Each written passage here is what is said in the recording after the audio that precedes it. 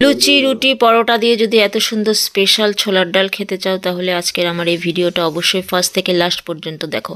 সবার আগে বলে দিই, যারা ফেসবুকে দেখবে তারা জয়দীপ চট্টোপাধ্যায় প্রোফাইলটা একটু ফলো করে দিও, আর যারা ইউটিউবে দেখবে তারা দীপসীমা চ্যানেলটাকে অবশ্যই সাবস্ক্রাইব করে দিও, আর পাশে থাকা বেল আইকনটিকে ক্লিক করে দিও। তাহলে তোমরা আমার সমস্ত রেসিপি, সমস্ত ভিডিওর নোটিফিকেশান আগের থেকেই পেয়ে যাবে।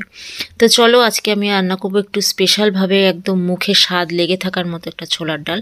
তোমরা ফার্স্ট থেকে লাস্ট পর্যন্ত কিন্তু অবশ্যই দেখো। খুবই টেস্টিভাবে আজকে আমি তৈরি করেছি। দেখো, এখানে ছোলার ডাল আমি নুন আর হলুদ দিয়ে একটু সেদ্ধ করে রেখেছি। ডালগুলো কিন্তু একদম সেদ্ধ হয়ে গেছে, কিন্তু তাও একটু গোটা গোটা দেখে মনে হচ্ছে। এখানে কুচো করা নারকেল নিয়েছি, টমেটো, কাঁচা লঙ্কা, আদা, ওইদিকে একটু পনির, একটু আলু ডুমডুম করে কেটে নিয়েছি, তেজপাতা, শুকনো লঙ্কা। তো চলো এবার রান্নাটা স্টার্ট করি। কড়াইতে তেল দিয়ে দিয়েছি। সবার ফার্স্টে তেল গরম করে নিয়ে আমি একটু টুকরো টুকরো করে রাখা পনিরগুলো একটু ভেজে নিচ্ছি। খুব বেশি দিইনি, কারণ ডালে দেবো তো, তার জন্য অল্প কিছু পরিমাণ পনির নিয়েছি। একটু হলুদ দিয়ে ভেজে নিচ্ছি। একে একে আমি যা যা উপকরণ দেখলে সব ভেজে নেব। মানে আলু, পনির, নারকেল সব কিছু টুকরো টুকরো করে কেটেছি। পনিরটা ভেজে তুলে নিয়ে এবার নারকেলগুলো একটু ব্রাউন কালার করে ভেজে নেব। আর নারকেলগুলো ভাজা হয়ে গেলে তারপরে আলুগুলোও ভেজে নেব। দেখো, নারকেলটাও ব্রাউন কালার করে ভেজে তুলে নিয়ে এবার আলুগুলোকে ভেজে নিচ্ছি। আর তেল কিন্তু খুব একটা বেশি দিইনি। এর মধ্যে একটু সামান্য হলুদ দিয়ে দিলাম। আলুটা আস্তে আস্তে ভাজতে ভাজতেই কিন্তু মোটামুটি অনেকটা সেদ্ধ হয়ে যাবে, কারণ ছোট ছোট করে কাটা একেবারে।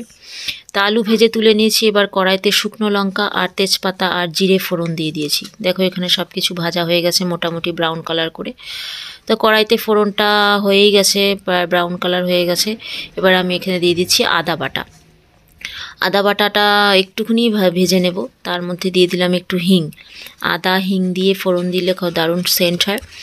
আর ছোলার ডালে তো বলতে হবে না, এত সুন্দর সেন্ট হয়। এবার দিয়ে দিলাম টমেটো কুচি। টমেটোটা একেবারে কুচাইনি, একটু ডুমডুম করে কেটে নিয়েছি। সামান্য একটু গলে যাবে, আবার কিছুটা দেখাও যাবে আর কি টমেটো। এইভাবে টমেটোটাকে আমি এখন একটু ম্যাশড করে নেব। তার আগে একটু দিয়ে দিলাম হলুদ গুঁড়ো, আর সামান্য একটু লবণ দিয়ে দিলাম, কারণ ডালেও লবণ দেওয়া আছে। পরে যদি আবার প্রয়োজন হয় তখন দেবো। একটু ঢেকে রাখলাম। কিছুক্ষণ পরে ঢাকনা তোলার পরে দেখো টমেটোটা মোটামুটি ম্যাশড হয়ে গেছে। এবার এখানে দিয়ে দিলাম পরিমাণ মতো চিনি। ছোলার ডালে অবশ্যই চিনি দিতে হবে, কারণ ছোলার ডাল মিষ্টি মিষ্টি না হলে ভালো লাগে না। সামান্য একটু লঙ্কার গুঁড়ো দিয়ে দিলাম। চিনি যদি আমি প্রয়োজন মনে করি তাহলে আবার এরপরে আরেকটু দেবো, যদি মিষ্টিটা কম হয়। দিয়ে দিলাম একটা সিক্রেট মশলা, মানে সবজি মশলা আর কি। এটা কারো বাড়িতে না থাকলে নাও দিতে পারে। আমি যতটা সেন্ট করা যায় সবজিতে বা তরকারিতে বা ডালে আমি সেভাবেই রান্না করি। তো এবার দেখো, ভেজে রাখা উপকরণগুলো একে একে দিয়ে দিলাম। নারকেল, পনির, আলু সব কিছু দিয়ে এবার মশলার সাথে ভালো করে একটু কষিয়ে নেব। এভাবে কিন্তু আমরা ছোলার ডাল খুব কম করে থাকি। ন্যাচারালি আমরা ছোলার ডাল নারকেল বা কিশমিশ দিয়ে করে ফেলি। তো আজকে আমার ঘরে কিশমিশ নেই। কিশমিশ থাকলে পরে এখানে দিলেও কিন্তু দারুণ টেস্ট হতো। তো যাই হোক, আমি স্পেশালভাবে পনির দিয়ে রান্না করছি। ছোলার ডালে পনির তোমরা খেয়ে দেখো, খুব সুন্দর লাগে।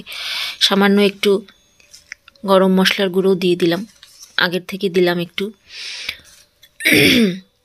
এবার আমি এখানে দিয়ে দেব সেদ্ধ করে রাখা ছোলার ডালগুলো। মশলার সাথে সব কিছু উপকরণ একদম ভালো করে মিলেমিশে গেছে।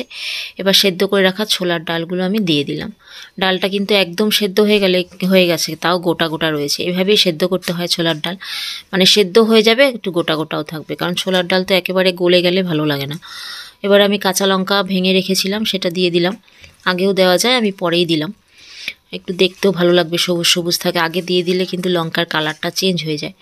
তার জন্য যদি কারো ইচ্ছা হয়, কেউ ওটা লঙ্কাটা পরে আর কি ডালের মধ্যে ডলে নিয়ে খেতে পারবে। ডাল সেদ্ধর কিছুটা জল ছিল, সেটা আমি দিয়ে দিলাম। আগের থেকে একবারে জল জল করে নিই, কিছুটা দিলাম যতটা প্রয়োজন। সামান্য একটু উতলে নিলাম, বাস ডাল মোটামুটি আমার কমপ্লিট হয়ে গেছে। এবার লাস্ট টাচ আপ যেটা দিতে হবে সেটা হচ্ছে একটু ঘি। 1 চামচ মতো ঘি আমি ডালের মধ্যে দিয়ে দিলাম। এত সুন্দর একটা সেন্ট বের হয়েছে। আর একটু হিং দিয়ে দিলাম, আর একটু গরম মশলা দিয়ে দিলাম। কমপ্লিট হয়ে গেছে স্পেশালভাবে তৈরি ছোলার ডাল। কেমন লাগলো আজকের রেসিপিটা?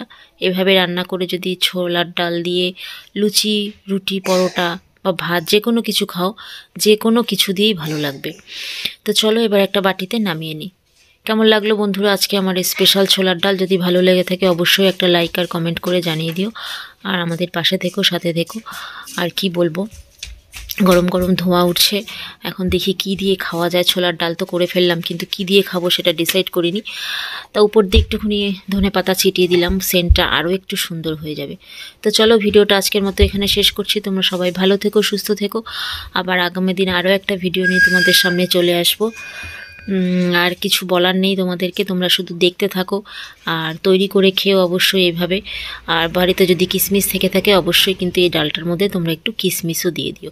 আমার আজকে ঘরে ছিল না আর আনতেও বলতে মনে নেই, তার জন্য আমি কিশমিশটা দিলাম না। যেহেতু নিরামিষ ছোলার ডাল, এতে কিশমিশ দিলে কিন্তু খুব ভালো লাগবে। তো চলো, আজকের মতো বিদায় নিলাম। আবার আরেকটা ভিডিও নিয়ে চলে আসবো তোমাদের সামনে। Tata, good night.